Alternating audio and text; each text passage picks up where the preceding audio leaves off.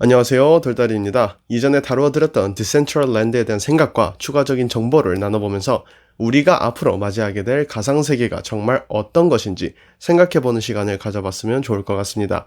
디센트럴랜드 지금부터 살펴보도록 하겠습니다.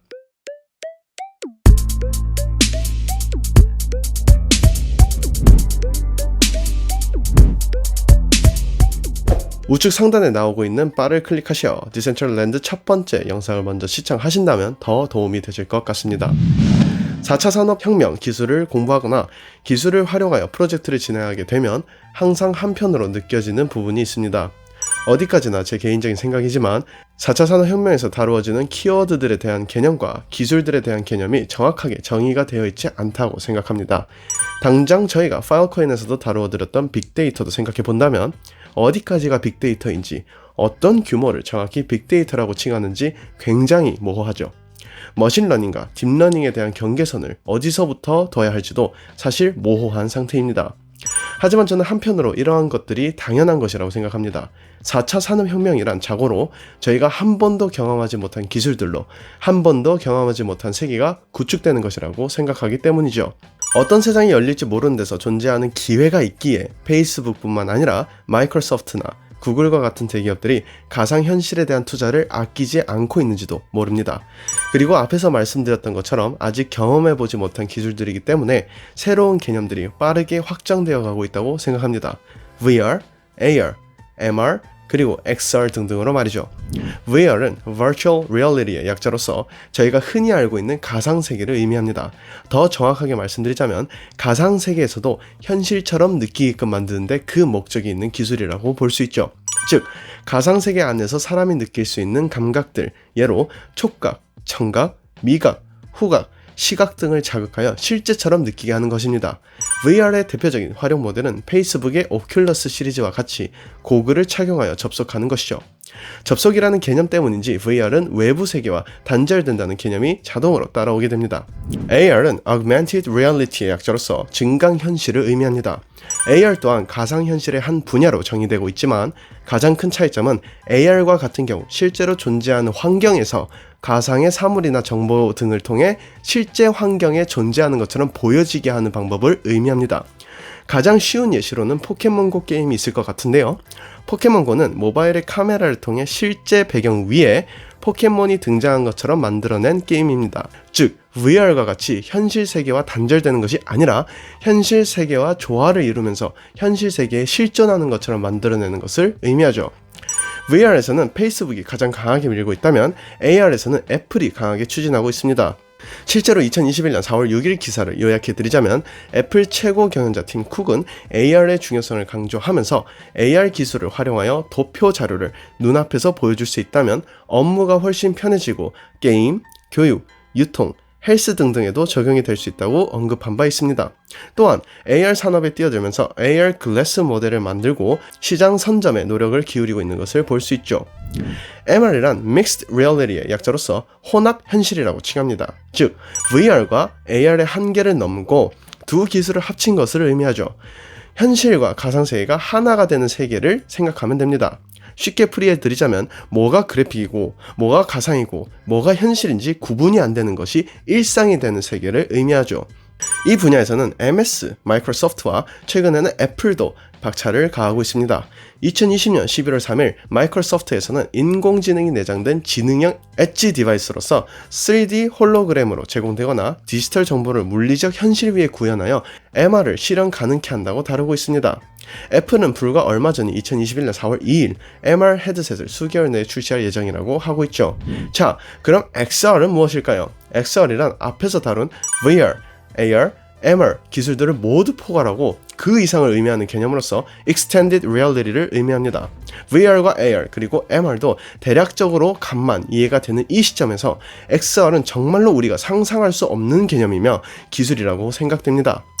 XR과 관련된 기사를 살펴보시면 2021년 1월 11일 기사에서 엔비디아 최고 경영자 젠슨 황이 메타버스의 시대가 다가오고 있다며 메타버스는 인터넷 뒤를 잇는 가상현실 공간이 될 것이라고 말했다고 합니다. 이어서 XR은 제조업의 생산성을 끌어올릴 열쇠로도 꼽히고 있으며 AR과 VR을 통해 설계와 제작에 드는 시간을 단축할 수 있고 정부는 화학, 자동차, 조선해양 등 국내 3개 제조업 분야의 가상공장을 구축할 계획이라고 하죠. 그 외에도 건설, 유통, 국방, 교육 등에도 XR이 접목 가능하다고 합니다. 이렇게 VR, AR, MR, XR 등을 알아보았는데요. 몇몇 분들께서는 대체 지금 디센트럴랜드를 이야기하는데 갑자기 이런 원리를 왜 다루는 건지 의아해하는 분들도 계실 것 같습니다. 아직 정의되지 않은 수많은 기술들이 현재 확장되어 가고 있습니다. 그렇기 때문에 우리는 아직 어떤 특정 기술이 어떻게 적용될지 완벽하게 이해할 수 없다고 생각합니다. 마찬가지로 우리는 디센트럴랜드를 바라볼 때 VR이라는 테두리에 가두고만 있는 게 아닌지 확인해 볼 필요가 있습니다. 제가 설명드린 VR, AR, MR, XR의 개념들이 점점 더 확장되고 향방이 달라 보이지만 결국은 우리의 실생활에 접목하는 것에 초점을 두고 있는 것을 알 수 있습니다. 이미 실생활에 활용할 정도로 굉장히 많은 발전을 도모하고 있는 지금 DCG가 투자하고 있는 디센트럴랜드는 과연 단순히 VR이라는 테두리 안에 갇혀있는 하나의 세계관으로만 바라봐야 할까요? 그들이 디센트럴랜드를 통해서 그리고자 하는 메타버스는 과연 어떤 모습일까요? 과연 디센트럴랜드는 어디까지 확장이 가능하게 될까요? 2021년 4월 14일 뉴스를 보시면 일론 머스크의 뉴럴링크를 통해 생각만으로 게임하는 원숭이를 공개했다고 합니다. 기사를 살펴보시면 도구를 사용하지 않고 뇌 활동만으로 기기를 제어할 수 있을까? 라는 질문과 함께 테슬라의 최고 경영자인 일론 머스크가 설립한 뇌신경과학 스타트업 뉴럴링크가 공개한 마인드 핑퐁 영상을 소개하면서 뉴럴링크가 빠르면 올해 말 인간의 두뇌에 칩을 이식할 수 있다고 전했다고 다루고 있죠. 지금은 고글이나 렌즈, 휴대폰 카메라 등 다른 기구들을 사용하여서 VR, AR, MR, XR 등등을 이용할 수 있지만 만약 뇌 활동만으로 기기를 제어하는 시대가 온다면 가상세계와 현실세계의 조화는 그렇게 어려운 문제라고 보여지지 않다고 해석해 볼 수 있지 않을까요?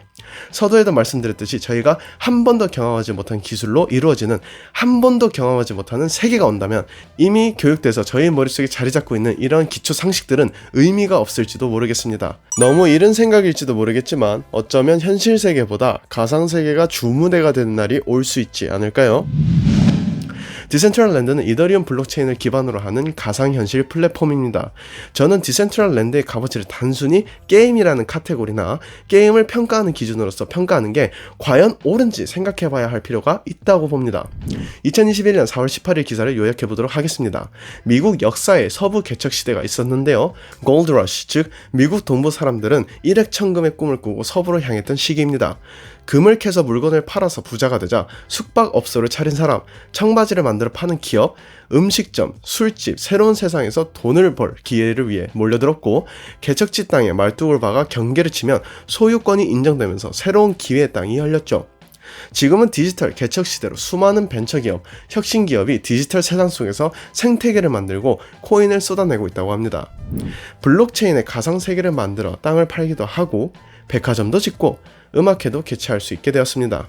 여기서 경제활동을 하려면 통용되는 코인을 사야 하는데요.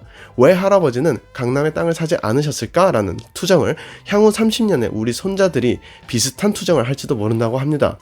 왜 가상공간에 땅을 안 사놓았냐고 말이죠. 이 이외에도 현실의 백화점은 하루 10만 명이 오기도 힘들지만 가상공간은 하루 100만 명이 와도 끄떡없다며 이를 망상인지 사업가인지 사기꾼인지 물어보고 있죠.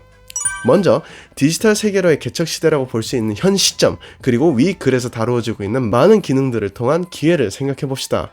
가상 세상을 만들어 땅을 사고 팔며 백화점도 짓고 경제활동도 가능하며 심지어 카지노에서 사람을 고용하고 월급을 주는 모든 일들이 디센트럴랜드에서는 이미 진행되고 있습니다. 이러한 관점으로 볼 때 우리는 단순히 디센트럴랜드를 게임으로만 한정지어서 봐야 할까요? 과연 DCG와 그레이스케일 자산운용사 그리고 베리 실버트는 디센트럴랜드를 단순히 미래에 흥행할 수 있는 게임의 관점으로 바라보고 투자했을까요? 2021년 4월 17일 올라온 트위터의 내용을 살펴보시면 디센트럴랜드와 같은 가상세계는 더 커질 것입니다. 이곳은 DCG의 땅으로 그들의 모든 파트너와 투자사들과 함께 비즈니스 센터 프로토타입을 구축한 곳입니다. 라고 다루고 있죠. 그리고 크라켄, 코인베이스, 그리고 비트페이도 있는 것을 확인하실 수 있습니다.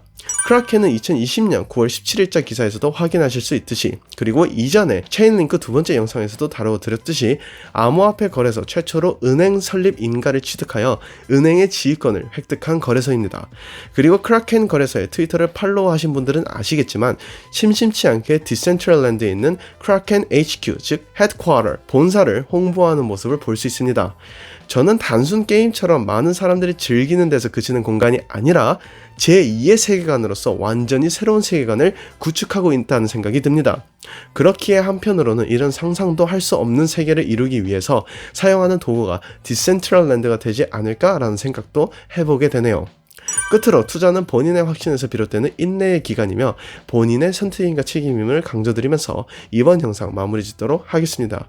지금까지 돌돌이였습니다. 감사합니다.